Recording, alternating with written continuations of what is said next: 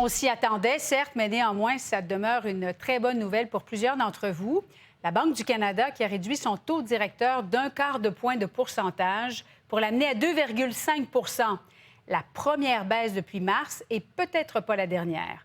Anne-Sophie Jobin. Chez Occasion Montréal, dans le fond, on a un inventaire pour tous les goûts, toutes les sortes. Éric D'Antonio vend des véhicules depuis près de 20 ans. Ces dernières années, les taux d'intérêt ont frappé ses ventes de plein fouet. Les taux d'intérêt ont augmenté, fait qu'on doit se renouveler constamment, on doit trouver les bonnes situations et les meilleures chances pour être capable de pouvoir trouver la bonne voiture pour la bonne personne. Mais depuis quelques mois, les baisses du taux directeur de la Banque du Canada lui donnent à lui et ses clients un peu d'oxygène. Une baisse des taux annoncée aujourd'hui, ça pourrait vous aider un peu? Ça pourrait m'avantager, oui, en effet. Si on regarde sur des prêts à long terme, on peut financer des véhicules sur 6, 7 ou 8 ans. Donc, un point 25 qui va être cumulatif sur un montant de 25-30 000 va faire une bonne différence. Les clients de ce concessionnaire ne sont pas les seuls à se réjouir des baisses de taux maintenant que le gouverneur de la Banque du Canada a annoncé une baisse de 0,25 Le consensus était clair.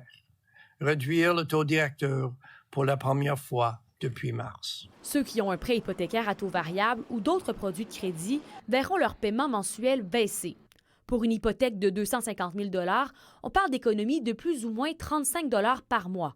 Le double pour une hypothèque de 500 000. Une éventuelle maison ou quelque chose du genre, c'est sûr que oui, ça nous fait respirer. Et au moins, les gens vont pouvoir emprunter puis sans être obligés de se casser de bicycle. Là. Ça fait quand même quelques baisses, fait qu'on est content et puis on espère qu'il va y en avoir d'autres. Selon Desjardins, oui, il y en aura d'autres. On pense que la Banque du Canada va encore décréter des baisses de taux. On a une baisse de taux prévue à sa prochaine réunion en octobre et aussi au mois de décembre. Pendant ce temps en après-midi, la Réserve fédérale américaine a également abaissé ses taux directeurs d'1/4 de point, et ce, pour la première fois de l'année. Une décision qui survient alors que Donald Trump reproche depuis des mois à la Fed d'avoir tardé à assouplir sa politique monétaire. I think we were right to wait and see how tariffs and inflation and the labor market evolved. Pour les emprunteurs, la baisse des taux, c'est une bonne nouvelle, mais souvent, une bonne nouvelle en cache une moins bonne. Ici, on parle d'un ralentissement économique de plus en plus préoccupant. Anne-Sophie Jobin, TVA Nouvelles, à Montréal.